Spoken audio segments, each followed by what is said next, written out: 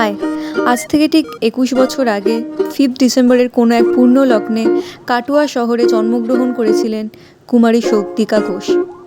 তাই সেই পূর্ণ দিনকে স্মরণীয় করে রাখবার জন্য আমরা সেলিব্রেট করে নিচ্ছিলাম রুষার বার্থডে। যেহেতু মেয়েটা বাড়ির লোককে ছাড়াই নিজের বার্থডে কাটাবে, তাই আমি আর অঙ্কিতা ঠিক করি যে ওকে নিজের হাতে পায়েস বানিয়ে দেব।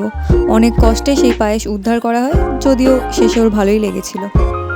যেহেতু আমরা হস্টেলে থাকি তাই সবটা রান্না করে খেতে পারবো না, তাই হস্টেলে যা যা রান্না হয়েছিল সেটাই আমরা সাজিয়ে গুছিয়ে দিচ্ছিলাম ওকে শ্রদ্ধার সাথে, যাতে সে খেয়ে তৃপ্ত হৃদয়ে আমাদের আশীর্বাদ দেয়।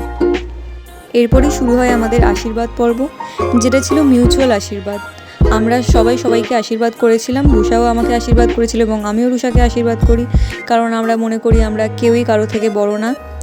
এভাবেই রুষার শুভ জন্ম, রাত, দিন, দুপুর, সন্ধ্যা সবই কেটে গেছে। আজকের জন্য এটুকুই।